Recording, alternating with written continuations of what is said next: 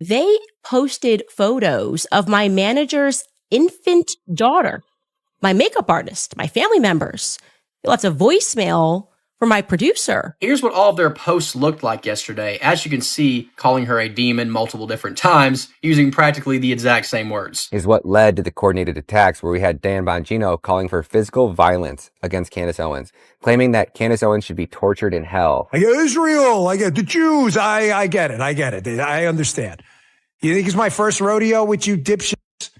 I know exactly what you're doing. Stop. That's it. That's all I have to say. Stop. What if the people screaming loudest that someone is a demon are doing it precisely because that someone got dangerously close to the truth? Because here's what nobody is talking about. The attacks on Candace Owens didn't start after her docuseries dropped.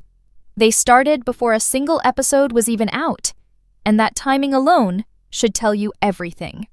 Like I said, you simply will not be able to deny that when you see the stuff that we have uncovered about her and the missing years, I'll say plural, of Erika's life. Very weird. Where was Erika? That right there, that's Candace describing what reportedly happened to her team, her manager's infant daughter, her makeup artist, her family members.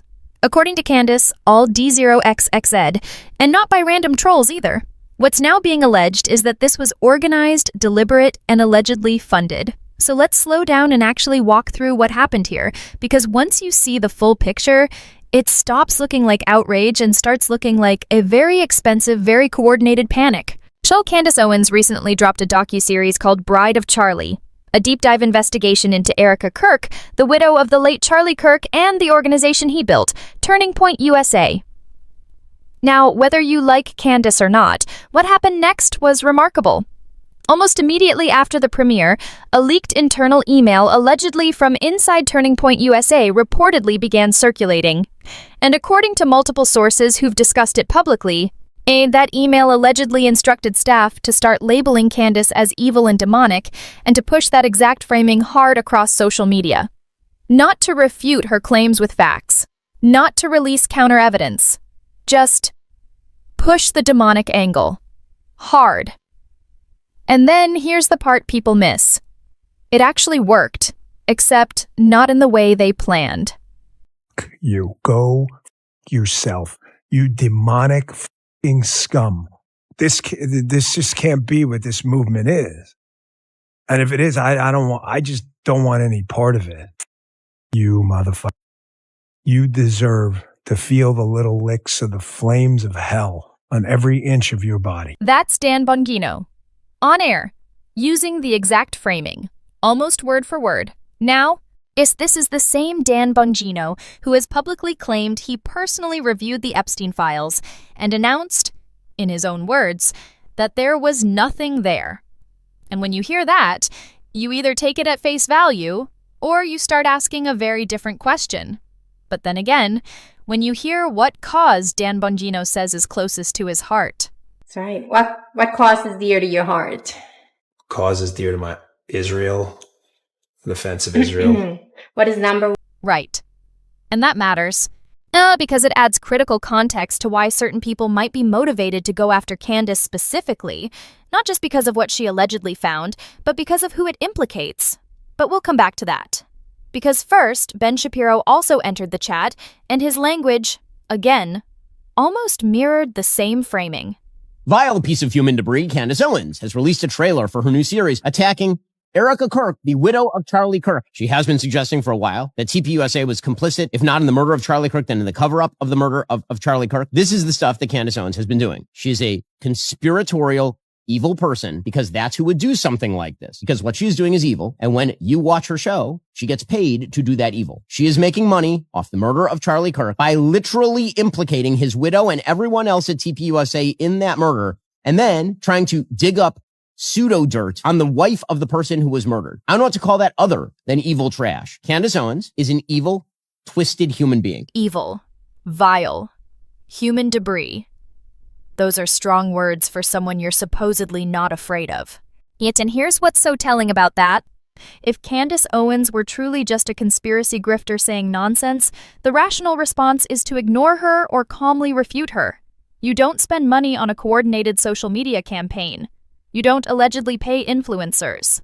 You don't go on air and wish someone feels the licks of flames of hell on every inch of their body. That is not the energy of someone who has nothing to hide. And that is the energy of someone who is absolutely terrified of what comes next. Now, about those paid influencers, because this is where the story gets genuinely wild. According to posts circulating on X, a user reportedly shared a list of influencers who were allegedly offered money to publicly smear Candace and call her demonic. Some influencers reportedly said no. One of them, Matt Wallace, an account with reportedly over 2 million followers, actually went on record himself, publicly stating that he was offered money that very day to say negative things about Candace Owens and turned it down. That's not a rumor from a faceless account. That's a named person with a large platform voluntarily disclosing an alleged payment offer. Now, none of this has been proven in court, and Erika Kirk has not publicly confirmed any such campaign. But you have to ask yourself, if the series is just conspiracy theories, why does it allegedly require millions of dollars worth of reputation management? The enemy would love for me to be angry. He would love it. He would love it. Because it would distract me from building what Charlie entrusted to me, raising our babies, turning point, being there for the team, being there for what the future holds. And see, that clip right there is the part that makes this whole story so layered, because Erika has publicly stated that she refuses to engage with what she considers conspiracies. She says the enemy would love for her to be distracted. She says she's focused on building what Charlie entrusted to her, raising their children, running Turning Point. That's her stated position. So which is it? Either these are baseless conspiracy theories not worth a response, in which case, why the alleged coordinated campaign, or they're not so baseless, and the panic makes complete sense. You can't have it both ways. But here's what's really driving the panic, and this part is important. Bride of Charlie is not flopping. According to publicly available figures being discussed across social media, the series reportedly pulled 7.3 million views in just 2 days. As Episode 1 allegedly approached 5 million alone, Episode 2 crossed 2 million and was still climbing, and the smear campaign, the demon framing, the influencer push, the media pile-on, didn't silence it. It turbocharged it. Every time someone like Bongino goes on air and tells people Candace is evil, another few 100,000 people go find the series and watch it themselves. That is the Streisand effect in real time, and it is brutal. So what exactly is in this series that has powerful people this rattled? Well, Candace has reportedly been investigating what she calls Erika's missing year. And this is where it starts getting genuinely strange. According to Candace's research, in 2008, the year after Erika allegedly won a pageant crown, Erika essentially disappeared from public record. And Candace reportedly tracked down an old interview that has since been deleted from the internet where Erika allegedly describes going into hiding for approximately 8 months. And here's the part Candace zeroes in on. 2008 is where it gets pretty interesting because I was trying to find Erika's very present, and suddenly in 2008, I can't find her. Okay. I put this as like Erika's missing school year now, and she's going to confirm that, after she passes her crown. So in 2007, she's wearing the crown and then she passes her crown. She is going to confirm that she does indeed go missing after that period. So this would be, of course, in 2008. Take a listen to what Erika says herself. I prayed for God to just strip my ego from all of that stuff, all of that world, all of the plastic hat crowns. So I locked myself in my room, basically turned into a hermit for about a good 8 months. The only person I would see outside of my family was my pastor's wife. She locked herself in her room, barely saw anyone outside her family and her pastor's wife for 8 months, while allegedly still enrolled in college. Now, that on its own could simply be a young woman going through a personal or spiritual crisis. People do that. Candace isn't saying definitively what happened during that period, but what she is raising as a theory, and let's be crystal clear, this is Candace's theory, not a confirmed fact, is that this period might represent some kind of structured training, the kind that intelligence-adjacent circles sometimes use. And the reason that theory is gaining traction with certain audiences isn't random. It's because of what comes next. All right, so Lori, she runs a few companies like E3 Tech, AZ Tech, and G Tech.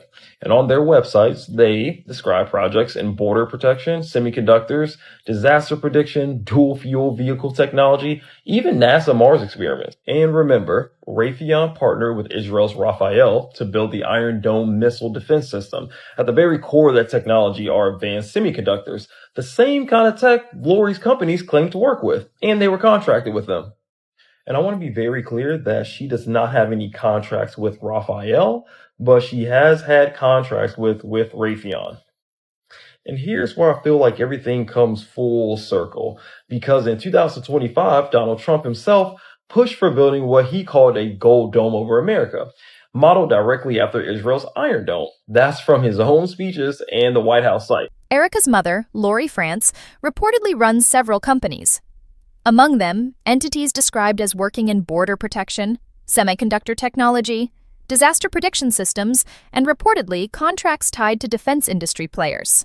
According to Candace's reported research, one of those contractors had ties to Raytheon, which in turn partnered with Israel's Rafael to help build the Iron Dome missile defense system, a system whose core technology reportedly relies on the kind of advanced semiconductor work Lori's companies allegedly claim to specialize in.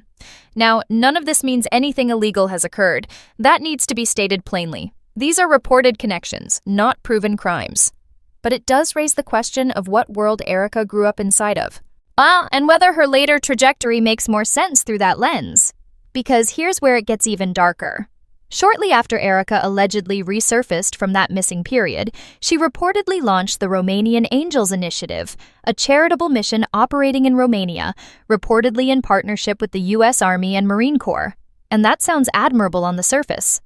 But Candace's research allegedly uncovered that the charity's work in Romania brought Erika's network into contact with a military colonel who was later accused, not convicted, accused, of deeply serious crimes involving children.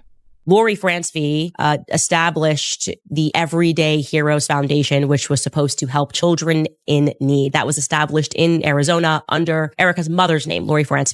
What they decided to do, as charities do, is that they developed certain projects and certain missions. And what spun out from Lori's charity was the Romanian Angels project. And they got this deal with the military. They worked with the military in Romania to help orphans. Okay. Now, it is a fact that they worked with, at that time, Colonel Otto Buscher. Colonel Otto Buscher was then accused of running a brothel with young children. That name is Colonel Otto Buscher.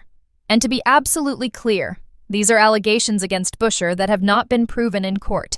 Candace is not alleging Erika knew about or participated in anything improper.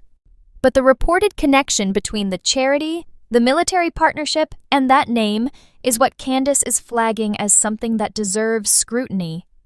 And when you step back and look at the whole shape of this story, the missing year, the intelligence-adjacent family background, the foreign military charity, the deleted interviews, it starts to look less like isolated coincidences and more like a pattern someone really doesn't want followed to its end. And that end doesn't stop with Erika. Because let's not forget what Turning Point USA actually is as an institution.